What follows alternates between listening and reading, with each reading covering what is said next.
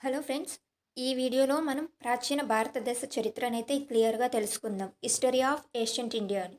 So ఈ చరిత్రను మనం తెలుసుకునే ముందు చరిత్రలో ఈ ప్రాచీన భారతదేశంలో మనం ఏం తెలుసుకుంటాం? ఫస్ట్ పూర్వకాలంలో మనిషి ఎలా జీవించేవాడు, ఏ వస్తువులను ఉపయోగించేవాడు, ఎలాంటి ఆహారం తీసుకునేవాడు, ఎటువంటి ప్రదేశాల్లో నివసించేవాడు, వాళ్ళ జీవన విధానం ఎలా ఉండేది, ఈ వీటి గురించి అయితే మనం ఈ చరిత్రలో తెలుసుకుంటాం అనమాట. సో ఈ చరిత్రను తెలుసుకునే ముందు ఫస్ట్ మనం ఒక ఇంపార్టెంట్ థింగ్స్ అయితే కూడా తెలుసుకోవాల్సి ఉంది. అది ఫస్ట్ అసలు మానవుడు ఎలా ఉద్భవించాడు భూమి మీద, మానవుడి పుట్టుక ఎలా జరిగింది. సో మనకు తెలిసిన ప్రకారం ఏంటి, మానవుడు కోతి నుండి ఉద్భవించాడు అని కొంతమంది చెప్తా ఉంటారు. కొన్ని థీరీస్ ఏం చెప్తున్నాయి ఏంటి, ఏకకణజీవి మొదల చేప నుండి, తర్వాత పిల్లి నుండి, తర్వాత కోతి నుండి, ఇలా ఒకదాని తర్వాత ఒకటి కాలక్రమేణా పరిణామం చెందుతూ చివరికి రెండు కాళ్ళ మీద నిలబడిన మానవుడిగా అయితే రూపాంతరం చెందాడని ఒక థీరీస్ చెప్తుంది. సో ఫస్ట్ ఈ చరిత్ర గురించి మనం తెలుసుకునే ముందు జస్ట్ మానవుడి పుట్టుక గురించి అయితే ఒకసారి తెలుసుకుందాం, హ్యూమన్ ఎవల్యూషన్ గురించి. దీని గురించి డెప్త్గా జియోగ్రఫీ సిరీస్ స్టార్ట్ చేసినప్పుడు అక్కడ ఎక్స్ప్లెయిన్ చేసుకుందాం. జస్ట్ మనకి హిస్టరీలో తెలుసుకోవడానికి ఎంతైతే అవసరమో అంత మాత్రమే తెలుసుకుందాం. అది ఎగ్జామ్ పాయింట్ ఆఫ్ వ్యూలో ఇక్కడ కొన్ని థియరీస్ ఉన్నాయి, వాటిని కూడా ఎక్స్ప్లెయిన్ చేసుకుంటూ తెలుసుకుందాం అనమాట. ఇక్కడ మీకు కనిపిస్తున్న విధంగా మానవుడు అంటే చింపాంజీ లేదా కోతి రూపం నుండి ఆధునిక మానవుడిగా అంటే రెండు కాళ్ళ మీద నిలబడినటువంటి మానవుడిగా అయితే రూపాంతరం చెందాడు. ఈ చెందిన పరిణామ క్రమం నుండి మానవ జాతి అనేది అయితే ఉద్భవించింది. మానవ జాతి ఇక్కడ నుండే ఉద్భవించింది. ఇక్కడ మీకు ఇది కనిపిస్తుంది కదా, దీన్ని హోమో ఎరెక్టస్ అనేది పిలిచేవారు. ఈ జాతిని హోమో ఎరెక్టస్, వీళ్ళనే ఆది మానవులు అంటారు. ఈ దశ నుండి మానవుడి క్రమం అనేది ఏర్పడిందనమాట. ఈ దశలోనే మానవుడు నిప్పు కనుగొనడం, అంటే వండినటువంటి మాంసాన్ని తింటే ఇక్కడ నుండి బ్రెయిన్ అనేది వాళ్ళకి పనిచేయడం, అభివృద్ధి చెందడం అనేది అయితే జరిగింది.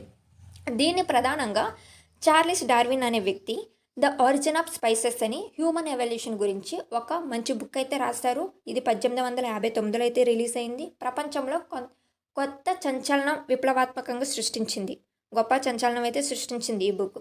ఈయన ఏం చెప్తారంటే అసలు జీవులు ఎలా పుట్టాయి, జీవం అనేది భూమి మీద ఎలా పుట్టింది, అన్ని జీవులు ఒకేలా ఎందుకు లేవు, కొత్త జాతులు ఎలా ఏర్పడతాయి, కొత్త జీవులు ఎందుకు నశించిపోతున్నాయి, కొన్ని జీవులు ఎందుకు నశించిపోతున్నాయి, ఒకవేళ మనిషి కోతి నుండే వస్తే మిగతా అన్ని కోతులు ఎందుకు మనిషిలా మారట్లేదు, ఈ డౌట్ చాలామందికి ఉండే ఉంటుంది కదా.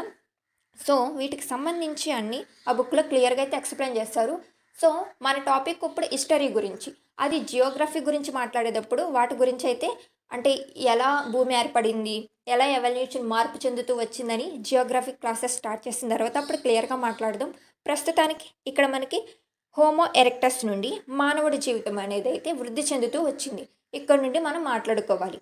ఈ హోమో ఎరెక్టస్ అనే వాళ్ళు ఆఫ్రికా నుండి అయితే వృద్ధి చెందారనమాట. మొదట ఏర్పడింది ఆఫ్రికాలోని. ఆఫ్రికా నుండి కాలక్రమేణా ఒక ప్రదేశం నుండి ఇంకో ప్రదేశానికి సంచారం చేస్తూ మన భారతదేశానికి కూడా వచ్చారు.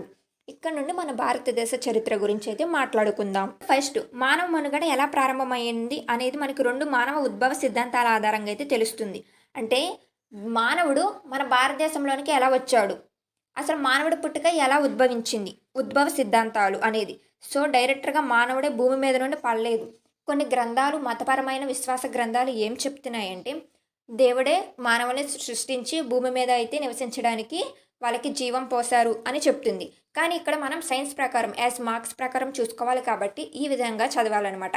ఇక్కడ ఎవరి నమ్మకాలకి వ్యతిరేకంగా అయితే కాదు, ఈ నమ్మకాలు వేరు, బట్ మనం చదివే సబ్జెక్ట్ అనేది ఈ విధంగా చదివితే బెటర్. సో ఇక్కడ మనకి రెండు మానవ ఉద్భవ సిద్ధాంతాలు అనేవి రెండు ఉన్నాయి. ఫస్ట్ది వచ్చేసి యూనిటరీ ఆరిజిన్ థియరీ, ఏకమూల సిద్ధాంతం. ఈ సిద్ధాంతం ఏం చెప్తుందంటే మానవ జాతి ఒకే ప్రాంతం నుండి అయితే పుట్టింది. మానవుడు అనేది రూపాంతరం చెందే క్రమంలో ఒక్క జాతి నుండే ఒక్క ప్రాంతంలోని ఈ మానవ జాతి ఉద్భవించింది అని అయితే చెప్తుందనమాట. సో ఉద్భవించిన తర్వాత కాలంలో వాతావరణంలో జరిగేటువంటి మార్పుల వల్ల, వాళ్ళు తీసుకునే ఆహారంలో జరిగేటువంటి మార్పుల వల్ల, జీవన విధానం కారణంగా మనుషుల్లో చర్మరంగు, శరీర ఆకృతి, ముఖ లక్షణాలు అయితే మారాయి. సో ఎగ్జామ్ పాయింట్ ఆఫ్ వ్యూలో మీకు అవసరమైనటువంటి ఇంపార్టెంట్ టాపిక్స్ని నేను ఇక్కడ పీడిఎఫ్లా క్రియేట్ చేసి మీకు పెడుతున్నాను. ఎవరికైనా ఇంట్రెస్ట్ ఉంటే మీరు నోట్ కూడా చేసుకోవచ్చు. సో ఇది యూనిటరీ ఆరిజిన్ థియరీ, ఇది చెప్తుంది. అండ్ రెండోది వచ్చేసి ప్యారలల్ ఆరిజిన్ థియరీ, సమాంతర మూల సిద్ధాంతం. ఈ సిద్ధాంతం ఏం చెప్తుందంటే మనుషులందరూ ఒక్కచోట పుట్టలేదు, ప్రపంచంలోని వేర్వేరు ప్రాంతాల్లో ఒకేసారి స్వతంత్రంగా మానవులు పుట్టారని చెప్తుంది. అంటే ఏంటంటే ఇప్పుడు మన భారతీయులందరం బ్రౌన్ రంగులో ఉంటాం. మన చర్మ రంగు బ్రౌన్ కలర్‌లో ఉంటుంది. అమెరికా వాళ్ళు తెల్లగా ఉంటారు. కొరియన్స్ వాళ్ళందరూ చూడ్డానికి ఇంచుమించు ఒకేలా ఉంటారు. అసలు ఫస్ట్ టైమ్ చూస్తే మనం అందరూ ఒకేలా ఉంటారని గుర్తు కూడా పట్టలేమేమో. ఆ విధంగా ఉంటారు. సో, మానవుడు ఒకేసారి వేర్వేరు ప్రాంతాల్లో పుట్టాడు. అందుకనే మానవులు వేర్వేరు జాతుల్లో ఉన్నారు. మనుషులందరం ఒక్కటే అయినప్పటికీ మన జాతనేది వేరువేరుగా ఉంది. రంగు అనేది వేరువేరుగా ఉంది. మన ఆచరించే పద్ధతులు వేరుగా ఉన్నాయని ఈ సిద్ధాంతం చెప్తుంది.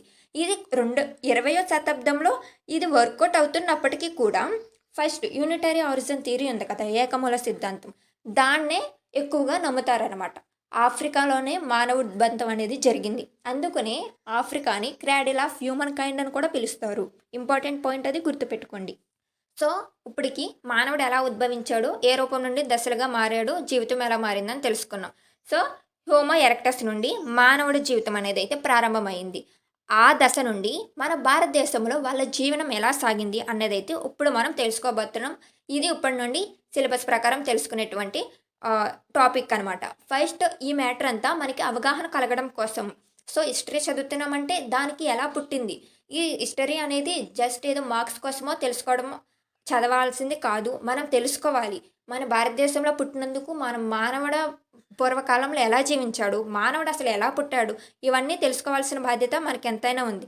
సో, కోతి నుండి ఈరోజు ప్రపంచాన్ని అరచేతుల్లో చూడగల టెక్నాలజీ వరకు మానవ జీవితం ఉద్భవించిందంటే ఈ కాలక్రమేణా ఎంత అభివృద్ధి జరిగింది. మానవుడి మైండ్ వల్ల ఆలోచన విధానంలో ఎన్ని మార్పులు కలిగినాయి అనేది తెలుసుకోవడం మనకి చాలా అవసరం. సో, అందుకోసమైనా గానీ మనం ఈ హిస్టరీని అయితే చదవాల్సి అయితే ఉంటుందన్నమాట. సో, ఇక్కడ మనకు ఫస్ట్ ఏంటి, హిస్టరీ ఆఫ్ ఏషియంట్ ఇండియా. ప్రాచీన భారతదేశ చరిత్ర గురించి అయితే క్లియర్‌గా తెలుసుకుందాం. సిలబస్ అనేది గ్రూప్స్‌కి ఎస్ఎస్‌సి, ఆర్ఆర్‌బీ ఈ మూడిట్లకి ఉపయోగపడేలాగా ఈ మూడిట్ల సిలబస్ ప్రకారం అయితే నేను ఈ హిస్టరీ క్లాసెస్ చెప్తున్నాను. సిలబస్ కూడా నేను డిస్‌ప్లే చేస్తాను తర్వాత. ఫస్టు ప్రీ హిస్టారిక్ పీరియడ్ అనేదైతే దీని గురించి తెలుసుకుందాం. అంటే చరిత్ర పూర్వయుగం. తెలుగులో చరిత్ర పూర్వయుగం అని అయితే పిలుస్తారు దీన్ని. ఈ చరిత్ర పూర్వయుగం అంటే ఏంటంటే లిపి, రాత అనేది రాయడం ప్రారంభించక ముందు కాలం. రాత అనేది లేని కాలం. ఈ కాలంలో రాయడం అంటే ఏంటో వీళ్ళకి తెలియదనమాట. సో, ఈ కాలాన్ని చరిత్ర పూర్వయుగం, ప్రీ హిస్టారిక్ పీరియడ్ అని అయితే పిలుస్తారు. పూర్వయుగంలో మనుషులందరూ రాతి పనిముట్లను ఉపయోగించేవాళ్ళు. ఈ కాలంలో మానవులందరూ రాతి పనిముట్లని ఉపయోగించేవాళ్ళు అనమాట. సో, రాతి పనిముట్ల ఆధారంగా పురావస్తు శాస్త్రవేత్తలు అయితే ఈ కాలాన్ని 3 దశలుగా వర్గీకరించారు. 3 దశలుగా అయితే వర్గీకరించారు లేదా విభజించారు అని మాట్లాడుకోవచ్చు. రాతి పనిముట్ల ఆధారంగా ఏంటి అంటే ఫస్ట్‌ది వచ్చేసి స్టోన్ ఏజ్, శిల లేదా రాతి యుగం అని. సెకండ్‌ది బ్రాంజ్ ఏజ్, కాంస్య, తామ్ర, రాగి యుగం అని. 3 పేర్లు మనం తెలుగులో ఈ 3 పేర్లు ఉన్నాయి కాబట్టి క్వశ్చన్‌లో మనకి ఏదైనా అడగొచ్చు. ఇన్ కేస్ మీరు గ్రూప్స్‌లో మెయిన్స్ ఎగ్జామ్స్ రాస్తే డిస్క్రిప్టివ్ ఉంటది కదా! సో, దాంట్లో విస్తరించమని అడిగితే దేని గురించైనా ఈ 3 పేర్లు గుర్తుపెట్టుకోవడం మనకి ఇంపార్టెంట్. అండ్ థర్డ్‌ది వచ్చేసి ఐరన్ ఏజ్ అనమాట. ఈ మూడిట్ల గురించి ఈ ప్రీ హిస్టారిక్ పీరియడ్‌లో సింపుల్‌గా ఎగ్జామ్ పాయింట్ ఆఫ్ వ్యూలో ఇంపార్టెంట్ అయినటువంటి పాయింట్స్‌ని అయితే ఎక్స్‌ప్లెయిన్ చేద్దాం. ఫస్ట్‌ది వచ్చేసి స్టోన్ ఏజ్. ఏంటిది, శిల లేదా రాతి యుగం అని అయితే పిలుస్తారనమాట దీన్ని. సో, మనం ఈ ఏజెస్ గురించి తెలుసుకునే ముందు హిస్టారికల్ సోర్సెస్ అనేవి కొన్ని ఉంటాయన్నమాట. హిస్టారికల్ సోర్సెస్ ఏం చెప్తున్నాయి అంటే మనకి ఈ వస్తువులు ఏ కాలానికి సంబంధించినవి, దేని ఆధారంగా వర్గీకరించారు, లిటరేచర్ లిఖితపూర్వకంగా లేదా పురావస్తు శాఖల ఆధారంగా లేదా కొన్ని కాయిన్స్, కొన్ని లిపి, ఈ విధంగా హిస్టారికల్ సోర్సెస్ని అయితే విభజించాలన్నమాట. ఆ హిస్టారికల్ సోర్సెస్ అనేవి అవి వచ్చినప్పుడు వాటితోనే ఎక్స్ప్లెయిన్ చేస్తాను సెపరేట్గా కాకుండా. హిస్టారికల్ సోర్సెస్ అంటే ఏంటి అని అంటే లిఖితపూర్వకంగా ఎప్పుడు విస్తరించారు, కాయిన్స్ లేదా శిథిలాలు, అవశేషాలు, వీటి ఆధారంగా ఏ కాలానికి చెందినవని వీటి ఆధారంగానే చెప్తారు హిస్టారికల్ సోర్సెస్ ఆధారంగా. సో, అది ఇంపార్టెంట్ టాపిక్కే. యాజ్ సిలబస్ ప్రకారం చూసిన ఫస్ట్ హిస్టారికల్ సోర్సెస్ అనేది ఉంటుంది మనకి, మీరు గ్రూప్ సిలబస్ ఒకసారి చూస్తే. బట్ కాకపోతే ఏంటంటే ఈ కాన్సెప్ట్ వచ్చినప్పుడు వాటి గురించి తెలుసుకుంటే ఈజీ. అంటే నేను చదివిన దాని ప్రకారం చెప్తే సెపరేట్గా ఫస్ట్ దాని గురించి కాకుండా హిస్టారికల్ సోర్సెస్ గురించి కాకుండా వాటి యొక్క అంశం వచ్చినప్పుడు ఈ యుగాల్లో అప్పుడు ఎక్స్ప్లెయిన్ చేసుకోవడం చాలా ఈజీగా ఉంటుంది. సో, అందుకని నేను ఈ విధంగా అయితే ఎక్స్ప్లెయిన్ చేస్తున్నాను డైరెక్ట్గా ప్రీ హిస్టారిక్ పీరియడ్ నుండి అయితే. సో, ఇక్కడ చూడండి లిథిక్ యుగం ఇక్కడ లేదా లిథిక్ ఏజ్ అని కూడా అయితే దీన్ని పిలుస్తారనమాట. లిథిక్ యుగం లేదా రాతి యుగం. దీని కాలం వచ్చేసి చూడండి 30 లక్షల బీసీ నుండి క్రీస్తు పూర్వం 30 లక్షల బీసీ కాలం నాటి నుండి అయితే ఉందన్నమాట ఈ శిలాయుగం అనేది. సో బీసీ అంటే ఏంటి? Before Christ. ఇక్కడ మీకు తెలుసు కదా టైం పీరియడ్ బీసీ నుండి బీసీ ఇది ఏడి అనుకోండి, అంటే బిఫోర్ క్రైస్ట్. జీసస్ క్రైస్ట్ పుట్టక ముందు కాలాన్ని బిఫోర్ క్రైస్ట్, తెలుగులో క్రీస్తు పూర్వం అని అయితే పిలిచేవాళ్ళు. ఇది ఏడి అంటే ఎన్నో డోమిని. దీన్ని క్రీస్తు శకం అంటే జీసస్ పుట్టిన తర్వాత నుండి ఈ కాలాన్ని లెక్కించేవాళ్ళు. అండ్ అంతేకాకుండా బీసీకి ఏడీకి మళ్ళీ ఎంతో గ్యాప్ లేదు. బీసీ తర్వాత డైరెక్టర్గా ఏడీ 1 అనేది అయితే స్టార్ట్ అయిపోద్ది. బీసీ 1 తర్వాత ఇది రివర్స్ ఆర్డర్లో వెళ్ళిద్ది బీసీ 1 అనేది. సో అందుకని ఇక్కడ చూడండి ఇది రివర్స్ ఆర్డర్లో అయితే కాలాన్ని లెక్కిస్తారు. ఇది క్రమంగా వెళ్ళిద్ది ఏడీ 1, ఏడీ 2, ఏడీ 3 ఈ విధంగా. ఇది బీసీ 1, బీసీ 2 ఈ విధంగా ఇలా రివర్స్ ఆర్డర్లో వెళ్ళిద్ది. ఇది ఇంపార్టెంట్, ఇది గుర్తుపెట్టుకోండి. ఈయన మానవుల ప్రారంభ దశకు చెందిన కాలాన్ని లిథిక్ యుగం లేదా రాతి యుగం అని అయితే పిలుస్తారు. ఈ కాలానికి చెందిన పురావస్తు ఆధారాలతో రాతితో చేసిన పనిముట్లు ఎక్కువగా లభించాయి. స్టోన్ టూల్స్ అనేవి ఎక్కువగా లభించాయి. అందుకే దీనికి స్టోన్ ఏజ్ అనేది పేరు వచ్చింది. రాతి యుగం అని ఎందుకు పేరు వచ్చిందంటే రాతితో చేసినటువంటి పనిముట్లను ఎక్కువగా ఉపయోగించడం వల్ల ఈ యుగానికి రాతి యుగం అని అయితే పేరు వచ్చింది. అటువంటి రాతితో ఉపయోగించినటువంటి పనిముట్లను ఇక్కడ చూడవచ్చు. ఈ విధమైనటువంటి పనిముట్లను రాయిని ఈ విధంగా చెక్కి వీటిలను అయితే వస్తువులుగా ఉపయోగించారు ఆ కాలం నాటి మానవులు, ఆది మానవులు. ఈ రాతి యుగాన్ని 3 విభాగాలుగా అయితే విభజించారనమాట. ఈ రాతి యుగాన్ని 3 విభాగాలుగా విభజించారు. కొంతమంది ఏం చేస్తారంటే డైరెక్టర్గా ప్రీహిస్టారిక్ పీరియడ్లో డైరెక్టర్గా ఈ మూడిటిని తీసేసుకుని తర్వాత మెగాలిథిక్ని, తర్వాత ఐరన్ ఏజ్ని, బ్రాంజ్ ఏజ్ని యాడ్ చేసేసి అలా 5గా చెప్తారు, లేదా 5 or 6 ఏజెస్గా చెప్తారు. అలా కాకుండా సింపుల్గా రాతి యుగం ఒకటి, కాంస్య యుగం ఒకటి, ఇనుము యుగం ఒకటి, ఇలా 3 డిఫరెన్షియేట్ చేసి చదువుకోవడం అయితే ఎగ్జామ్ పాయింట్ ఆఫ్ వ్యూలో చాలా ఈజీగా ఉంటుంది. అండ్ డిస్క్రిప్టివ్లో రాసే విధంలో అయితే ఫస్ట్ ఎలా స్టార్ట్ చేయాలి, ఏ పాయింట్స్ రాయాలి, ఎలా రాస్తే ఇంప్రెషన్ పడిద్ది అన్న విధంలోనైతే ఈ పీడిఎఫ్ ద్వారా నేనైతే మీకు ఎక్స్ప్లెయిన్ చేస్తాను. సో ఇలా రాయడానికి, ఇలా చదువుకోవడానికి అయితే ప్రిఫర్ చేయండి. బెస్ట్ ప్రాసెస్ అయితే ఇదే. ఈ రాతి యుగాన్ని 3 విభాగాలుగా అయితే విభజించారు.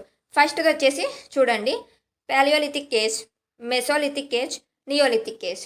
ఇవి పాత రాతి యుగం, మధ్య రాతి యుగం, కొత్త రాతి యుగములుగా అయితే వీటిని విభజించడం జరిగింది.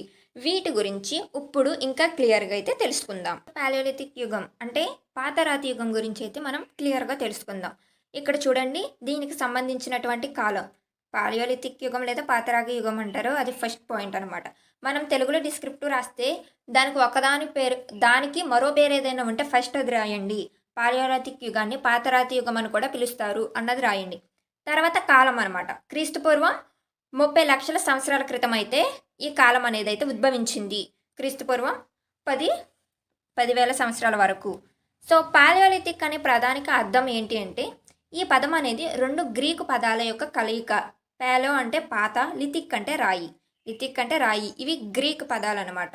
అందువల్ల పాలియోలిథిక్ ఏజ్ అంటే పాతరాతి యుగం అని అయితే అర్థం తెలుగులో. హోమో ఎరెక్టస్, సో స్టార్టింగ్ మాట్లాడుకున్నాం కదా, ఆ మనిషి ఈ ప్రాచీన శిలాయుగానికి చెందినటువంటి వాడనమాట. ఈ ప్రాచీన శిలాయుగం కానుండి చరిత్ర అనేది మొదలవుతుంది. మన భారతదేశానికి అయినా కానీ ప్రపంచం గురించి మాట్లాడుకున్నా కానీ హిస్టరీకి వచ్చేస్తే. సో ప్రాచీన శిలాయుగంలో ఈ పాలియోలిథిక్ ఏజ్లో మానవ జీవితం ఎలా ఉండేది అన్నది ఇంపార్టెంట్ అనమాట. ఎగ్జామ్ పాయింట్ ఆఫ్ వ్యూలో మనం చూసుకుంటే ఫస్ట్ ఆహారం. ఈ ప్రాచీన శిలాయుగంలో మనుషుల జీవితం పూర్తిగా ప్రాథమికమైనది, అంటే ఇనీషియల్ స్టేజ్లో అయితే ఉండేదన్నమాట. వాళ్ళు ఎక్కువగా వేట మీద అయితే ఆధారపడేవాళ్ళు. అంతేకాకుండా ప్రకృతి ఇచ్చిన వాటిపై ఆధారపడేవాళ్ళు అనమాట. అంటే మాంసం, పండ్లు, దుంపలు వీటిపైన ఎక్కువగా వీళ్ళ ఆహారం అయినది వీటి మీద ఎక్కువగా ఆధారపడి ఉండేది. వీళ్ళకి ధాన్యాలు లేదా కూరగాయలను పండించడం అనేది తెలియదు. సో వండుకొని తినే అలవాటు కూడా లేదనమాట. సో ఈ యుగంలోనే నిప్పు అనేది అయితే ఎవల్యూట్ అవుతుంది, వాళ్ళు కనిపెడతారు. బట్ కాకపోతే ఫస్ట్ స్టార్టింగ్లో పచ్చిగానే తినేవాళ్ళు, మంట పుట్టించక ముందు అయితే పచ్చిగానే తినేవాళ్ళు అనమాట. వాళ్ళు ఉపయోగించేటువంటి దుస్తులు ఎలా ఉండేవి, క్లాత్స్ ఏంటంటే వాళ్ళకి ఎలా దుస్తులు కుట్టుకోవడం అనేది కూడా అంత ఐడియా ఉండేది కాదు. జస్ట్ చెట్టు కొమ్మల్ని, తర్వాత కాలక్రమేణా జంతు చర్మాన్ని కప్పుకోవడాన్ని ఇలా అయితే ఉపయోగించేవాళ్ళు వాటిని వస్త్రాలుగా. నివాసం గురించి మాట్లాడుకుంటే, షెల్టర్ గురించి మాట్లాడుకుంటే వాళ్ళకి నివాసాలు కూడా, ఇల్లు ఎలా వేసుకోవాలో కూడా తెలియదు. జస్ట్ గుహల్లో, చెట్టు కొండల్లో, కొండ తొర్రల్లో, చెట్టు తొర్రల్లో, కొండ ప్రాంతాల్లో అయితే ఎక్కువగా నివసించేవాళ్ళు ఆది మానవులు. జీవన విధానం, లైఫ్ స్టైల్ ఎలా ఉండేదంటే సంచార జీవనం. ఒక ప్రాంతం నుండి ఆహారం కోసం సో ఒక ప్రాంతంలో స్థిరంగా ఉండేవాళ్ళు కాదు. ఒక ప్రాంతంలో ఆహారం దొరికిందంటే ఆ ఆహారం వాళ్ళకి సరిపోయేంత వరకు ఆ ప్రాంతంలో ఉండి మళ్ళీ వేరే ప్రాంతం ఆహారం కోసం ఇలా వెళ్ళిపోయేవాళ్ళు. ఎక్కడ స్టేబుల్గా అయితే ఉండేవాళ్ళు కాదు. సో సంచార జీవులు వీళ్ళు.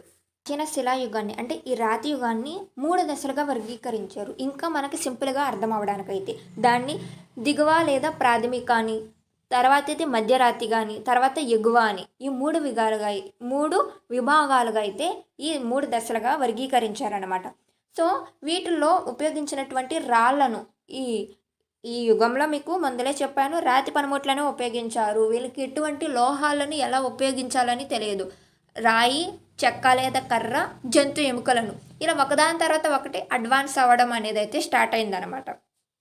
సో ఈ రాళ్ళను ఉపయోగించిన క్రమాన్ని బట్టి ఈ 3 దశలుగా వర్గీకరించారు. వీటి గురించి చాలా సింపుల్గా తెలుసుకుందాం. ఫస్ట్ది ప్రాథమిక లేదా దిగువ లోవర్ పాలియోలిథిక్ ఏజ్. దీని గురించి తెలుసుకుందాం. టైం పీరియడ్ వచ్చి సుమారు 2.5 మిలియన్ ఇయర్స్ ఎగో అంటే క్రీస్తు పూర్వమే, బీసీ నాటి గురించి. అండ్ బీసీఈ అండ్ ఏడిఈ అవి కూడా ఉంటాయి. అవి ఏంటంటే సేమ్ బీసీ అన్న బీసీఈ అన్న ఒకటి, అంత గ్యాప్ అంత డిఫరెన్స్ ఏమి ఉండదు. అండ్ ఏడి అన్న ఏడిఈ అన్న అంత డిఫరెన్స్ అయితే ఏమీ ఉండదు అనమాట. బిఫోర్ క్రైస్ట్ అది ఎన్నో డోమినీనే అర్థం. సో కాకపోతే ఏంటంటే ఈ లోవర్ పాలియోలిథిక్ ఏజ్లో మానవుడు నిప్పును కనుగొన్నాడు. మానవుడు 2 గరుకురాళ్లతో ఒకదానికొకటి ఇలా ఆడుకుంటుంటే నిప్పు అనేది పుట్టి కింద ఎండిపోయిన ఆకుల మీద పడి మంట పట్టడం అనేది అయితే ప్రారంభమయ్యింది అని కొన్ని సిద్ధాంతాలు చెప్తుంటే, ఇంకా కొన్ని సిద్ధాంతాలు ఏం చెప్తున్నాయంటే ఒక బలమైనటువంటి ఆస్ట్రాయిడ్ వచ్చి భూమిని ఢీకొనడం వల్ల అక్కడ మంటలు అనేవి ఏర్పడినవి. ఆ మంటల్లో చనిపోయిన జంతు మాంసాన్ని ఈ మానవులు తిన్నారు. అప్పటి నుండి వీళ్ళకి కాల్చిన మాంసం తినాలని ఆశ పుట్టింది అని ఇక్కడ నుండి మానవుడు కొంచెం తెలివినొందాడు అని కొన్ని సిద్ధాంతాలు చెప్తున్నాయి. సో వేటిని ఫాలో అవ్వాలన్నది ఏంటి అంటే జస్ట్ మనం తెలుసుకోవాల్సింది ఈ లోవర్ పాలియోలిథిక్ ఏజ్లో మానవుడు నిప్పును కనుగొన్నాడు అన్నది ఇంపార్టెంట్ పాయింట్ తెలుసుకుంటే సరిపోతుంది. దానికి ప్రధానంగా ఈ సిద్ధాంతం అని తీసుకోవాల్సినటువంటి అవసరం అయితే ఏమీ ఉండదన్నమాట. సో ఇక్కడ తీసుకున్నాడు 2 గరుకురాలను ఒకదానికొకటి తాకడం వల్ల నిప్పు అనేది అయితే ఏర్పడింది. ఈ క్రమంలో మళ్ళీ తర్వాత మాంసాన్ని కాల్చుకొని తినడం అన్న దానికి అలవాటు పడ్డాడు. కాల్చుకొని తిన్న మాంసం తిన్న తర్వాత మానవుడికి కొంచెం తెలివి వచ్చిందనమాట. సో ఓకే, ఇక్కడ నుండి మనం వేటాడి మాంసాన్ని కాల్చుకొని తినాలి అన్న తెలివి అనేది పుట్టింది. ఇక్కడ ఏంటంటే పెద్ద రాళ్ళతో రాతి పనిముట్లను ఉపయోగించే వాళ్ళని చెప్పాం కదా, ఇక్కడ పెద్ద రాళ్ళతో అయితే టూల్స్ చేసి వీటిని ఉపయోగించే వాళ్ళనమాట. మెయిన్ ఫీచర్స్ వచ్చేసి ఉపయోగించినటువంటి రాయి పేరు క్వార్జైట్. ఈ క్వార్జైట్ అనే రాయిని, ఇది చాలా గరుకుగా నునుపుగా ఉండేటువంటి రాయి, ఈ రాయిని అయితే ఉపయోగించేవాళ్ళు ఎక్కువగా. ఈ రాయిల్లో మళ్ళీ 2 కల్చర్స్ అనేవి ఉన్నాయి. సో ఇక్కడ మనం జస్ట్ తెలుసుకోవడం కంటే ఎగ్జామ్ పాయింట్ ఆఫ్ వ్యూలో ఈ కల్చర్స్ మీద కూడా బిట్స్ అనేవి వస్తాయి, ఇంపార్టెంట్ అనమాట. 2 కల్చర్స్ అనేవి అయితే ఉండేవన్నమాట. ఒకటి చొప్పర్, దీన్ని సోహన్ కల్చర్ అని అయితే పిలుస్తారు. ఎందుకంటే ఇది సోహన్ కల్చర్ అనేది ఏదా సోహన్ రివర్ వ్యాలీ కింద అయితే దీన్ని కనుగొనడం జరిగింది. అందుకని దీనికి సోహర్ కల్చర్ అనేది అయితే పేరు వచ్చిందనమాట. ఈ కల్చర్లో ఏం జరిగిందంటే ఉపయోగించినటువంటి రాళ్ళే కదా, ఆ రాళ్ళల్లో పెబుల్స్ అంటే మృదువైనటువంటి స్మూత్గా ఉండేటువంటి అందమైన రాళ్ళు, వీటిని ఉపయోగించేవాళ్ళు. ఇక్కడ మీకు పిక్చర్లో కనిపిస్తున్న విధంగా కొన్ని చాపర్ రాల్స్ అంటే ఒకవైపు మాత్రం కోసినటువంటి రాయిని, సింగిల్ ఎడ్జ్ ఉన్నటువంటి రాయిని అయితే ఉపయోగించేవాళ్ళు. అండ్ ఇంకోటి వచ్చేసి చాపింగ్ టూల్స్ అనమాట. అంటే 2 వైపులా కోసినటువంటి రాళ్ళు అనమాట. చూడండి, ఇది ఒకవైపు కోసిన రాయి, ఇది 2 వైపులా కోసినటువంటి రాయిని ఈ విధంగా అయితే రాళ్ళని చెక్కుకొని ఈ విధంగా తయారు చేసుకుని వీటిని వస్తువులుగా టూల్స్గా అయితే ఉపయోగించేవాళ్ళు. దేనికోసం అంటే కట్ చేయడానికి లేదా హంటింగ్ కోసం, వేట కోసం, మాంసాన్ని కోసుకోవడం కోసమో లేదంటే చెట్లను కట్ చేయడం కోసమో వీటి కోసం అయితే ఈ రాళ్ళను ఉపయోగించేవాళ్ళు. ఇది మెయిన్ లోవర్ పాలియోలిథిక్లో ఫస్ట్ చోహన్ కల్చర్లో ఉపయోగించినటువంటి రాళ్ళు, అది ఇంపార్టెంట్. చోహన్ రివర్ వ్యాలీ కింద ఫౌండ్ అయింది కాబట్టి వీటికి చోహన్ కల్చర్ అనేటువంటి పేరు అనేది వచ్చింది. అండ్ రెండోది వచ్చేసి యాండ్ యాక్స్ అనమాట. అంటే యాక్స్ అంటే ఏంటి మనకు తెలుసు కదా, గొడ్డళ్ళు చూసే ఉంటాం కదా, రాతి గొడ్డలను అయితే ఉపయోగించేవాళ్ళు. ఇది పల్లవరం అనేటువంటి తమిళనాడుకి చెందింది. పల్లవరం తమిళనాడుకి చెందినటువంటి ఒక గ్రామం. దీనికి మద్రాసీ కల్చర్ అని వచ్చింది. తమిళనాడుని మద్రాస్ అని పిలిచేవాళ్ళు కదా ఒకప్పుడు, ఇప్పుడైతే పిలవట్లేదు కానీ చెన్నై అని పేరుగా మార్చబడింది. ఒకప్పుడు మద్రాస్ అంటే చెన్నై, ఈ చెన్నైకి అప్పుడు మద్రాసియా కల్చర్ అని దీనికి పేరైతే వచ్చింది. ఈ యాండాక్స్ కల్చర్ని మద్రాసియన్ కల్చర్ అని కూడా అంటారు. ఇది ఎక్కడ ఫౌండ్ అయిందంటే పల్లవరం తమిళనాడులో ఉన్నటువంటి పల్లవరం అనే గ్రామంలో దీన్ని కనుగొనడం జరిగింది కాబట్టి దీనికి మద్రాసియన్ కల్చర్ అనే పేరైతే వచ్చింది. అండ్ సెకండ్ది వచ్చేసి మధ్య పూర్వ శిలాయుగం, మిడిల్ పాలియోలిథిక్ ఏజ్. దీని గురించి టైం పీరియడ్ చూడండి. క్రీస్తు పూర్వం 1,00,000 సంవత్సరాల క్రితం ప్రారంభమైంది. ఈ కాలంలో ప్రధానంగా ఉపయోగించినటువంటి రాతి పనిముట్ల ముడి పదార్థం ఏంటి అంటే, రాతిలో ఏ రాయిని ఉపయోగించారు అని అంటే ఫ్లేక్తో తయారు చేసినటువంటి, రాతితో ఫ్లేక్ అనే రాయితో తయారు చేయబడినటువంటి వస్తువులను ఉపయోగించారనమాట. వాటితో తయారు చేసినట్టు పనిముట్లు ఇక్కడ ఈ 3. ఫస్ట్ వచ్చేసి స్క్రాపర్, చర్మం లేదా మాంసం తొరమడానికి స్క్రాపర్ను ఉపయోగించేవాళ్ళు. బ్యూరిన్ వచ్చేసి చెక్క లేదా ఎముకపై చెక్కు చేయడానికి, ఎముకలను కూడా కొంచెం షార్ప్గా చెక్కుని వాటిని జంతువులపై విసరడానికో, ఏ చెట్ల కొమ్మలను తుంచడానికో వాటిని ఉపయోగించడానికి ఈ బ్యూరిన్ అనే దాన్ని ఉపయోగించేవాళ్ళు. బోరర్ అనేది ఏంటంటే రంధ్రాలు చేయడానికి. సో రంధ్రాలు చేయడానికి ఈ బోరర్ అనే దాన్ని ఉపయోగించేవాళ్ళు. సో ఇక్కడ మీకు కనిపిస్తున్న విధంగా ఇవి అనమాట అన్ని రాల్స్ అనేవి. ఎక్కువగా ఫ్లేక్తోనే పనిముట్లు తయారయ్యాయి కాబట్టి ఈ మధ్యపూర్వ శిలాయుగాన్ని ఫ్లేక్ కల్చర్, ఫ్లేక్ సంస్కృతి అని కూడా అంటారు. ఇది ఇంపార్టెంట్ పాయింట్, ఇదైతే గుర్తుపెట్టుకోండి. సో ఉపయోగించినటువంటి రాళ్ళు ఏంటంటే ముఖ్యంగా క్వార్జైట్ అనే రాయినైతే ఉపయోగించారు. వాటితో పాటు జాప్టర్, ప్లింట్ అనే రాళ్ళను కూడా ఉపయోగించారు. ఇక్కడ కనిపిస్తుంది కదా, ఈ రాయే క్వార్జైట్ రాయి అంటే. అప్పర్ లేదా లేటర్ పాలియోలిథిక్ ఏజ్, ఎగువ పాతరాతి యుగం 3వది. దీన్ని సుమారు క్రీస్తు పూర్వం 40,000 సంవత్సరాల క్రితం అయితే ప్రారంభమైంది. ఈ దశను ఫ్లేక్ బెడ్ కల్చర్ అయితే అంటారు. ఇప్పుడు ఏంటో ఫ్లేక్ని అయితే ఉపయోగించారు కదా ఇంత మధ్య శిలారాతి యుగంలో. ఇప్పుడు ఏంటంటే బ్లేడ్. ఇప్పుడు మనకి బ్లేడ్స్ తెలుసు కదా, రెండు వైపులా ఎంత షార్ప్గా ఉంటుంది, అలా రాయిని అంత షార్ప్గా అయితే చెక్కి అలా అయితే ఆ రాతి పనిముట్లను ఉపయోగించేవాళ్ళు అనమాట. అందుకనే ఫ్లేక్ బెడ్ కల్చర్ అని అయితే అంటారు.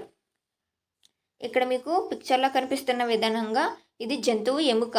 వీటిని ఈ విధంగా చెక్కుకొని ఈ ఎముకల్ని వీటిని ఉపయోగించేవాళ్ళు.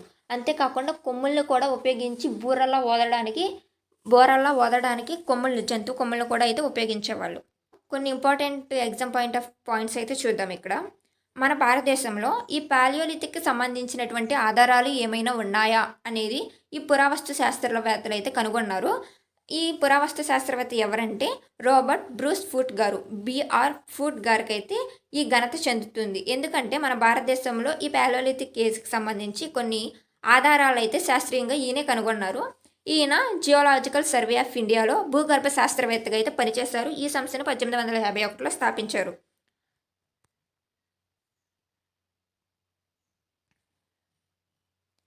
1863లో తమిళనాడు రాష్ట్రం చెంగల్పట్టు జిల్లాలోని పల్లవరం ప్రాంతంలో ఉన్న ఒక గ్రావెల్ గుంతలో పాలియోలిథిక్ కాలానికి చెందిన హ్యాండ్ యాక్స్ అంటే చేతి గొడ్డలను అయితే కనుగొన్నారు. సో ఇక్కడ ఏంటి, మనకి పురావస్తు శాఖ వాళ్ళు ఒక రేడియోదర్ఫిక్ అనే ఒక ప్రక్రియ ద్వారా ఆ వస్తువు ఏ కాలానికి చెందింది అనేది అయితే తెలియజేస్తారనమాట. ఆ విధంగా ఇది ఏ కాలానికి చెందింది అంటే ఈ పాలియోలిథిక్ యుగానికి సంబంధించిందిగా ఈ గొడ్డలను అయితే నమోదు చేశారు. ఈ కనుగొనడం అనేది భారతదేశంలో పూర్వ చరిత్ర అధ్యాయానికి మైలురాయిలుగా నిలిచింది. సో ఆఫ్రికాలో స్టార్ట్ అయినా కానీ ఈ హోమో ఎరెక్టస్ అనే మానవ జాతి ఆఫ్రికాలో స్టార్ట్ అయిన ఆ జాతి వాళ్ళు సంచారం చేస్తూ మన భారతదేశానికి కూడా వచ్చి ఇక్కడ జీవనం సాగించారు అనడానికి మైలురాయిగా అయితే ఈ కనుగొనడం నిలిచింది. ఇంపార్టెంట్ వచ్చేసి నర్మదా లోయలో మానవ కలాపం అంటే ఓన్లీ కలాపం, స్కల్లు అంటే పుర్రె మాత్రమైతే ఈ నర్మదా లోయలో అయితే కనబడింది. అది కూడా 1982లో అరుణ్ సోనాకియా గారైతే కనుగొన్నారు. మధ్యప్రదేశ్ రాష్ట్రం హుషంగాబాద్ జిల్లాలోని ఒక మహిళకు చెందినటువంటి మానవ కలాపాన్ని స్కల్ని అయితే కనుగొన్నారు. ఇది నర్మదా రివర్ లోయలో అయితే ఉంది. పాలియోలిథిక్ యుగం గురించి క్లియర్గా తెలుసుకున్నాం కదా. ఇప్పుడు సెకండ్ది మెసోలిథిక్ యుగం గురించి. దీన్నే మధ్య శిలాయుగం అని అయితే పిలుస్తారు. మెసోలిథిక్ ఏజ్ అనమాట. దీని యొక్క కాలం చూస్తే క్రీస్తు పూర్వం 9,000 సంవత్సరాల క్రితం అయితే ఉండేది. ఈ మెసోలిక్ అనే పదం 2 గ్రీకు పదాల నుండి వచ్చింది.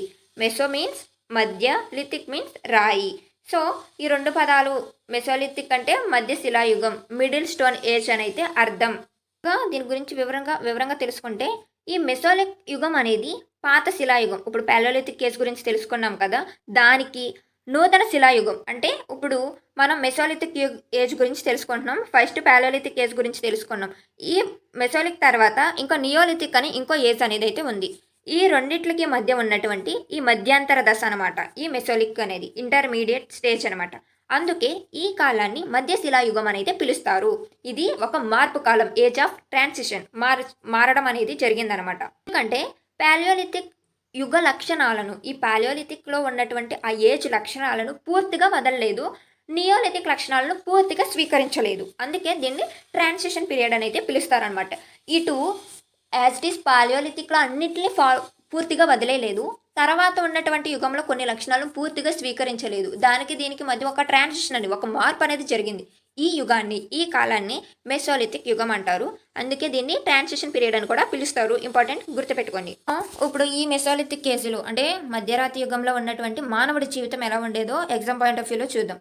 ఈ యుగంలో ఏంటి అంటే పాలియోలిథిక్ మనిషితో పోలిస్తే, అంటే ఆ యుగంలో ఉన్న మనిషితో పోలిస్తే కొంత అభివృద్ధి అనేది కనిపించింది. ఇంకా వేటపై ఆధారపడిన జంతువులను పెంచడం అనేది అయితే ప్రారంభించాడు. సో ఎప్పుడైతే మానవుడు వండిన ఆహారాన్ని తిన్నాడో అప్పటి నుండి మానవుడికి మెదడు అనేది పనిచేయడం ప్రారంభమయ్యింది. అది ఇంపార్టెంట్, మంచి అక్కడే టర్నింగ్ మైల్ స్టోన్ అయితే పిలవచ్చు. మానవుడు మెదడు అక్కడ నుండి అభివృద్ధి చెందింది. అభివృద్ధి చెందే కొద్దీ అప్పటి వరకు రాతిని పనిముట్లుగా ఉపయోగించడం, వాటిని ఇంకా నైపుణ్యంగా ఉపయోగించడం, ఈ విధంగా అయితే కాలక్రమేణా మార్పు జరుగుతా అనేది అయితే వచ్చింది. ఇక్కడ ఏంటి, ఈ యుగానికి వచ్చేసేపాటికి వేటాడడమే కాకుండా జంతువుల్ని పెంచడం కూడా నేర్చుకున్నాడు అనమాట. పెంచిన జంతువులు అంటే ఏ జంతువులనైతే వశపరుచుకున్నారు లేదా మచ్చిక చేసుకున్నారు, మచ్చిక అంటే అలవాటుగా మచ్చిక చేసుకున్నారు అన్నదైతే అర్థం వస్తుంది. ఫస్ట్ డాగ్, కుక్కనైతే పెంచుకున్నాడు, మచ్చిక చేసుకున్నాడు. కాలక్రమేణా గొర్రెలు, మేకలు, ఆవులు, దూడలు, ఎద్దులు అండ్ వైల్డ్ ఆర్ట్స్ని కూడా అయితే మచ్చిక చేసుకోవడం అనేది జరిగింది. ఫస్ట్ అయితే కుక్కని మచ్చిక చేసుకున్నాడు. ఇది కూడా ఎందుకు ఫస్ట్ కుక్కని ఎలా మచ్చిక చేసుకున్నాడు అన్న దానికి కూడా ఆధారాలు అయితే ఉన్నాయి. అవి కూడా చూద్దాం. సో జంతు వశీకరణకు తొలి ఆధారాలు లభించిన ప్రాంతాలు అదమ్గర్ అండ్ బహోర్. ఈ రెండు ప్రదేశాల్లో అయితే, ఈ అదమ్గర్ అండ్ బహోర్లో ఈ ప్రదేశాల్లో జంతువులను మచ్చిక చేసుకున్నటువంటి అవశేషాలు అనేవి అయితే లభించాయి. అంతేకాకుండా మృతదేహాలు సమాధి. ఈ కాలంకి వచ్చేసేపాటికి ఏంటంటే చనిపోయినటువంటి మనుషులని సమాధి చేయడం నేర్చుకున్నారు. సమాధి చేయడం అంటే భూమిలో పాతి పెట్టడం అనేది అయితే నేర్చుకున్నారనమాట. ఆ మనిషితో పాటు ఆహారం, వాళ్ళు ఉపయోగించినటువంటి కొన్ని ఆయుధాలు, పనిముట్లు అయితే సమాధిలో పెట్టేవాళ్ళు అనమాట. ఎందుకు ఇలా చేసేవాళ్ళు అంటే ఆ టైంలోనే చనిపోయిన తర్వాత కూడా వీళ్ళు మళ్ళీ బతుకుతారేమో, లేదంటే వేరే జీవితం ఉంటుందేమోనని అయితే వీళ్ళు భావించారు. సో అందుకుని ఈ కల్చర్ వచ్చేసి, ఇఫ్ ఇన్ కేస్ మనం వరల్డ్ హిస్టరీలోకి వెళ్తే ఈజిప్టియన్ సివిలైజేషన్ గురించి మాట్లాడాల్సి వస్తుంది. ఈజిప్ట్లో యొక్క నాగరికత గురించి, ఈజిప్టియన్ మమ్మీస్ ఉంటాయి కదా, వాటి గురించి. మీరు ఎందుకు ఈ మెస్పటోనియా ఇవన్నీ ఎక్స్ప్లెయిన్ చేయట్లేదు అని అంటే, ఓన్లీ మన భారతదేశం గురించి మాట్లాడుతాం వరల్డ్ హిస్టరీ క్లాసెస్లో. అప్పుడు వాటి గురించి మెస్పటోనియా, ఈజిప్టు, మన ఇప్పుడైతే మన సింధు సివిలైజేషన్ గురించి, ఇందుస్ వ్యాలీ గురించి అయితే మాట్లాడుతాం. అది మన భారతదేశానికి సంబంధించింది కాబట్టి. సో సిలబస్ ప్రకారం ఒక్కొక్క టాపిక్ని సింపుల్గా ఎక్స్ప్లెయిన్ చేయడానికి ట్రై చేస్తాను. సో ఇంకెవరైనా వీడియోకి లైక్ చేయకపోతే లైక్ చేయండి. మనిషికి కుక్కకి ఉన్నటువంటి సంబంధం ఏంటి అన్నది చూస్తే, ఈ ఆడమ్గర్ వంటి ప్రాంతాల్లో మనిషి స్కెలెటన్తో పాటు కుక్క స్కెలెటన్ కూడా లభించింది. దీనివల్ల కుక్క మనిషికి మొదటి పెంపుడు జంతువు అనేది అయితే నిర్ధారించడం జరిగింది. మెసోలిథిక్ ఏజ్లో ఉపయోగించినటువంటి పనిముట్లు, ఇంప్లిమెంట్స్ ఏంటని చూస్తే, ఇక్కడ కూడా రాతి పనిముట్లను ఉపయోగించారు. కాకపోతే ఆ రాతి పనిముట్లని ఇంకా చిన్నవాటిగా చేసి ఆ రాతి పనిముట్లను అయితే ఉపయోగించారనమాట. సో అందుకని దీన్ని మైక్రోలిథిక్స్ అని కూడా అంటారు. వీటిని మైక్రోలిథిక్స్, అతి చిన్న రాతి పనిముట్లను కూడా అంటారనమాట. కొన్ని ముడి పదార్థాలను చూస్తే, అంటే రా మెటీరియల్స్ ఒకసారి చూస్తే, పాలియోలిథిక్ యుగంలో అయితే క్వార్జెట్ రాయిని ఎక్కువగా ఉపయోగించారు. కానీ మెసోలిథిక్ యుగానికి వచ్చేసేపటికి ఇక్కడ ఉన్నాయి చూడు, జస్పట్టు, చాట్టు, అగేట్ అన్నటువంటి ఈ రాళ్ళను అయితే ఎక్కువగా ఉపయోగించడం జరిగింది. కొన్ని ప్రాంతాల్లో జంతువు కొమ్ములతో చేసినటువంటి పరికరాలు కూడా అయితే లభించాయి. ఇప్పుడు మూడవది నియోలిథిక్ యుగం గురించి అయితే, అంటే కొత్త రాతి యుగం గురించి అయితే ఇప్పుడు తెలుసుకుందాం. సుమారు ఇది 17,000 క్రీస్తుపూర్వం 17,000 సంవత్సరాల క్రితం అయితే ప్రారంభమైంది. నియోలిథిక్ అనే పదం 2 గ్రీక్ పదాల నుండి వచ్చింది. నియో అంటే కొత్త, లిథిక్ అంటే స్టోన్. కాబట్టి నియోలిథిక్ అంటే కొత్త రాతి యుగం అయితే అర్థం. భారతదేశంలో నియోలిథిక్ అవశేషాలు కనుగొనడం. సో భారతదేశంలో నియోలిథిక్ సంబంధించినటువంటి అవశేషాలు, తవ్వకాల్లో అయితే బయటపడ్డాయి. ఈ మొదటగా కనుగొన్నటువంటి వ్యక్తి ఎవరంటే డాక్టర్ ప్రిమ్రోజ్ అనే వ్యక్తి. ఈయన కర్ణాటక రాష్ట్రంలోని లింగసూరు ప్రాంతంలో పూలిష్డ్ స్టోన్ కీవ్స్ అండ్ యారో హెడ్స్ని అయితే కనుగొన్నారు, కర్ణాటకలో అయితే. ఈ నియోలిథిక్లో వచ్చేసేపటికి మనిషి జీవితం 3 ప్రధాన లక్షణాలపై ఆధారపడింది. ఇప్పటి వరకు ఏం చేస్తాడు, అంతకుముందు నిప్పు కనుగొన్నాడు, జంతువులను మచ్చిక చేసుకున్నాడు, వేటపై ఆధారపడినా కానీ జంతువులను మచ్చిక చేసుకున్నాడు. ఈ విధంగా జీవనం కొనసాగిస్తున్న క్రమంలో ఈ యుగానికి వచ్చేసేపటికి ఏం చేస్తాడంటే వ్యవసాయం మీద ఆధారపడడం. అంటే ప్రకృతి మీద ఆధారపడకుండా సొంతంగా తన ఆహారాన్ని తాను సిద్ధపరచుకోవడానికి ఇక్కడ పరిణామం అయితే చెందాడు. వ్యవసాయం అనేది జరిగింది. పశుపోషణ అనేది జరిగింది. అంతే కాకుండా సంచార జీవనం కాకుండా స్థిర జీవనం అంటే ఫిక్స్‌డ్‌గా పర్మనెంట్ సెటిల్మెంట్ అనేదైతే ఇక్కడ జరిగిందనమాట. వ్యవసాయాన్ని కూడా ప్రారంభించాడు. అంతే కాకుండా ఈ నియోలిథిక్ ఏజ్‌లోని మానవ జీవితంలో కొత్త సంచలనం సృష్టించినటువంటి చక్రం అనేది ఈ యుగంలోనే ఆవిష్కరణం చెందింది. సో, అతిపెద్ద మలుపు మానవ జీవితంలో అతిపెద్ద మలుపు ఏంటంటే చక్రం కనుగొనడం. ఇక్కడ నుండే చక్రం ద్వారా కుండలు తయారు చేశాడు. సో, నియోలిథిక్ యుగంలో మనిషి ఫుడ్ గ్యాదర్ నుండి ఫుడ్ ప్రొడ్యూసర్‌గా అయితే మారాడు. వ్యవసాయం ఎక్కడ మొదలైంది అన్నది కొంత వివాదాస్పదమే అయినా చాలామంది పండితుల అభిప్రాయం ప్రకారం మెహర్‌గఢ్‌లోనే మొదటగా వ్యవసాయం ప్రారంభం అయ్యింది. మెహర్‌గఢ్‌లో. ఈ మెహర్‌గఢ్ గురించి ఒకసారి చూస్తే ఇది బోలాన్ జిల్లా బలూచిస్తాన్ ప్రావిన్స్ పాకిస్తాన్. ఇది పాకిస్తాన్‌లో అయితే ఉంది ప్రస్తుతం. భారత ఉపఖండంలో తొలి వ్యవసాయ గ్రామంగా గుర్తింపు పొందింది. భారత ఉపఖండంలో. మన భారతదేశం అనేది కాదు. అప్పటికి ఇంకా ఈ ఖండాల విభజన అనేది ఇది భారతదేశం, ఇది పాకిస్తాన్ ఈ అంత తెలివి అనేది అయితే లేదనమాట ఆ కాలంలో. ఇప్పుడు ప్రెజెంట్ అయితే ఈ బలూచిస్తాన్, ఈ మెహర్‌గఢ్ అనేది పాకిస్తాన్‌కి చెందింది. కాలంలో మనిషి పండించడం నేర్చుకున్నాడని చెప్పాను కదా! గోధుమలు, యవ్వలు, వరి, మిల్లెట్స్, కూరగాయలు ఇవి అయితే పండించాడు. గోధుమలు, యవ్వలు పండించినటువంటి తొలి ఆధారాలు అయితే కూడా ఉన్నాయి. ఈ మెహర్‌గఢ్ నుండి అయితే లభించాయి గోధుమలు, యవ్వలు పండించినవి. వరి సాగుకి సంబంధించి ప్రపంచంలోనే అతిపెద్ద ఆధారం అక్కడే. అంతేకాకుండా మన భారతదేశం గురించి మాట్లాడితే అలహాబాద్ జిల్లా ఉత్తరప్రదేశ్ నుండి అయితే లభించింది. యానిమల్ హస్బెండరీ మెసోలిథిక్ యుగం చివరిలోనే మానవుడు జంతువులతో పరిచయం ఉన్న ఈ నియోలిథిక్ యుగంలో మనిషి మరియు జంతువుల మధ్య సంబంధం అనేది అయితే చాలా దగ్గరయ్యింది. సో, పశు పోషణ చేసినటువంటి జంతువులను అంటే ఆ జంతువులను పెంచుకుని ఆ జంతువుల ద్వారా అయితే వృద్ధి చెందడం, వాటి నుండి కూడా జీవనం సాగించడం అనేది అయితే ప్రారంభించాడు పోషణ చేసి. కుక్క, గొర్రె, మేక, గుర్రం ఇవన్నమాట. ఈ యుగంలో మనిషి చేసినటువంటి పనులు, వృత్తులు అంటే ఏంటి, పని ఏం చేసేవాళ్ళు అంటే వేట చేసేవాళ్ళు, చేపల వేట, ఫిషింగ్, పశుపోషణ అండ్ వ్యవసాయం. ఈ 4 ప్రధానంగా అయితే ఉండేవి నియోలిథిక్ యుగంలో. వ్యవసాయం అండ్ పశుపోషణ విస్తరించడంతో మనిషి జీవన విధానం పూర్తిగా మారిపోయింది ఈ నియోలిథిక్ యుగంలో. అండ్ నూతన శిలాయుగం అంటే ఈ నియోలిథిక్ ఏజ్లో జీవన విధానం ఎలా ఉండేది అంటే మనుషులు భ్రమణ జీవితాన్ని అంటే సంచార జీవితాన్ని వదిలి స్థిర నివాసాలు అయితే ప్రారంభించారు. ప్రధానంగా వ్యవసాయం మీద ఆధారపడ్డారు. అందుకే దీనిని ఫుడ్ ప్రొడ్యూసింగ్ స్టేజ్ అని కూడా అంటారు. ఈ యుగంలో మనుషులు ఎలాగో వ్యవసాయం నేర్చుకున్నాడు. ఈ క్రమంలో పత్తిని కూడా సాగు చేశారనమాట. స్పిన్నర్స్ని అండ్ అంతేకాకుండా చక్రాన్ని ఈ యుగంలోనే కనుగొన్నారు కదా, వాటిని ఉపయోగించి బట్టలు వనకడం నేర్చుకుని, నూలు వనకడం నేర్చుకుని, బట్టలు నేయడం కూడా తెలుసుకున్నాడు. అప్పటి నుండి దుస్తులు ధరించడం నేర్చుకున్నాడు. అంతకుముందు జంతు చర్మాలను వస్త్రాలుగా ధరించేవాళ్ళు. సో, నివాసాలు వచ్చేసి ఎలా ఉండేవంటే సాధారణంగా నేల మీద అయితే నివాసాలు కట్టుకునేవాళ్ళు. బాంబూ స్టిక్స్ లేదా మట్టి పూతతో గుడిసెలు నిర్మించుకునేవాళ్ళు. మట్టితో ఇల్లును కట్టుకుని పైన గుడిసెలు ఆకులేవో వేసుకునేవాళ్ళు అనమాట. సో, అలా ఉండేది.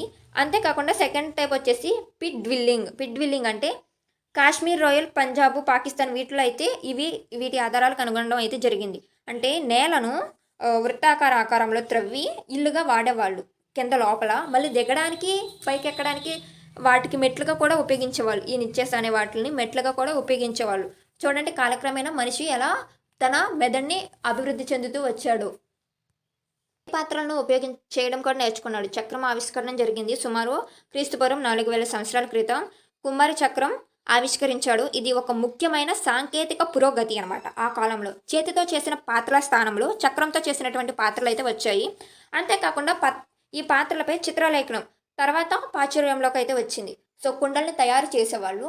దాని కాలక్రమేణా కుండలు తయారు చేసి దాని మీద అయితే రంగులు కూడా కొన్ని డిజైన్స్ అయితే వేసి ఆ విధంగా అయితే వీటిని అమ్మేవాళ్ళు అనమాట. సమాధి చేసేటువంటి కార్యక్రమాలు కూడా ఒక్కొక్క ప్రాంతంలో ఒక్కో విధంగా ఉండేవి. ఫస్ట్ ఉత్తర భారతదేశంలో చూసుకుంటే 2 రకాల సమాధులు అనేవి అయితే ఉండేవి. ఫస్ట్ వచ్చేసి పూర్తి సమాధి అంటే శవాన్ని పూర్తిగా పాతి పెట్టేసేవాళ్ళు. రెండోది వచ్చేసి భాగ సమాధి అంటే కొన్ని ఎంపిక చేసిన ఎముకలను మాత్రమే పాతి పెట్టడం అనేది జరిగేది. పెంపుడు కుక్కను యజమానితో కలిసి సమాధి చేయడం, మేకను యజమానితో సమాధి చేయడం ఇవి కూడా జరిగేవి. కుక్కని, మేకను వాళ్ళు పెంచుకున్న వాటిలో కూడా యజమానితో ఒకవేళ చనిపోతే యజమాని సమాధితో సమాధి చేసేవాళ్ళు అనమాట. అండ్ దక్షిణ భారతదేశంలో చూసుకుంటే పూర్తి లేదా విస్తృత అంటే పూర్తిగా శవాన్ని సమాధి చేసేవాళ్ళు. సెకండ్ టైప్ వచ్చేసి వృద్ధుల శవాలతో పాటు పాత్రలు, పనిముట్లను కూడా పెట్టేవాళ్ళు. వృద్ధులు ఎవరైనా ముసలి వాళ్ళు చనిపోతే వాళ్ళతో పాత్రలు, వాళ్ళు ఉపయోగించినటువంటి కొన్ని పనిముట్లను అయితే పెట్టేవాళ్ళు అనమాట. కుండ సమాధి అంటే చిన్నపిల్లలు ఎవరైనా చనిపోతే వాళ్ళని కుండలో పెట్టి సమాధి చేసేవాళ్ళంట. అంటే మళ్ళీ తిరిగి తల్లి గర్భంలోనికి వెళ్ళడం అనే భావనకు ఇదైతే ఒక చిహ్నం, ఒక నమ్మకం.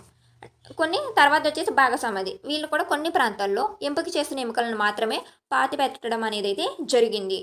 ఇవి నియోలిథిక్ సంబంధించినటువంటి మానవుల జీవన విధానం, వాళ్ళు పాటించినటువంటి పద్ధతులు, ఆచారాలు అయితే ఇవి. సో పనిముట్ల విషయానికి వస్తే రాతి పనిముట్లను పాలిష్ చేసి గ్రైండ్ చేసి తయారు చేశారు. ప్రధానంగా ఉపయోగించినటువంటి రాయి క్వార్జైటే. పనిముట్లు గొడ్డళ్ళు, చీజిల్స్, రుబ్బు రోళ్ళు అని పిలుస్తారు, లేదా బాణపు మొన, యారోయాడ్స్ని, సాస్ని అయితే ఉపయోగించేవాళ్ళు అనమాట ఎక్కువగా పనిముట్లు. మీకు కనిపిస్తుంది కదా ఇమేజ్లో, ఇవి అనమాట. ఈ వీడియోలో మనం ప్రధానంగా ఏం తెలుసుకున్నాం, పూర్వయుగం గురించి, అంటే ప్రాచీన పూర్వయుగం గురించి అయితే క్లియర్గా తెలుసుకున్నాం. ఇది ప్రధానంగా 3 విభాగాలుగా అయితే విభజించారు. ఫస్ట్ది రాతి, తర్వాతది లోహ, తర్వాతది ఇనుము. ఇవి గుర్తుపెట్టుకోండి. మళ్ళీ ఇది ప్రధానంగా 3గా విభజించింది, పాలియోలిథిక్, మెసోలిథిక్ అండ్ నియోలిథిక్. మళ్ళీ ఈ పాలియోలిథిక్లో ఫస్ట్ది లోవరు, మీడియం అండ్ అప్పరు. ఈ విధంగా ఇది తెలుసుకున్నాం. మెథియోలిక్ ఇన్ నియోలిథిక్, వీటన్నింటి గురించి క్లియర్గా తెలుసుకున్నాం. అండ్ ఈ కాంస్యయుగం గురించి, ఇనుము యుగం గురించి నెక్స్ట్ వీడియోలో క్లియర్గా తెలుసుకుందాం. సో ఎవరైతే వీడియోని చూసారో ప్లీజ్ ఒక చిన్న లైక్ చేసి, ఇంకెవరైనా సబ్స్క్రైబ్ చేయకుండా వీడియోస్ చూస్తుంటే ఛానల్ని సబ్స్క్రైబ్ అయితే చేసుకోండి. మీ ఎగ్జామ్ పాయింట్ ఆఫ్ వ్యూలో ఇంపార్టెంట్ అయినటువంటి అన్ని టాపిక్స్ అనేవి మన ఛానల్ ద్వారా అందించడం జరుగుతుంది. ప్రస్తుతం అయితే ఇండియన్ హిస్టరీకి సంబంధించి అన్ని కాన్సెప్ట్ని యాజ్ పర్ సిలబస్లో ఏమైతే మెన్షన్ చేశాడో ఆ కాన్సెప్ట్ అన్నింటిని సింపుల్గా మనకి తెలుగులో అర్థమయ్యే విధంగా గ్రూప్స్, ఆర్ఐబి అండ్ ఎస్ఎస్సికి ఉపయోగపడే విధంగా అందించడం అయితే జరుగుతుందన్నమాట. సో సబ్స్క్రైబ్ చేసుకుని పక్కనే ఉన్న బెల్ ఐకాన్ని యాక్టివేట్ చేసి పెట్టుకోవడం వల్ల నేను వీడియో అప్లోడ్ చేసిన వెంటనే మీకైతే నోటిఫికేషన్ వస్తుంది. మిస్ అవ్వకుండా ప్రతి వీడియోని అయితే చూడొచ్చు.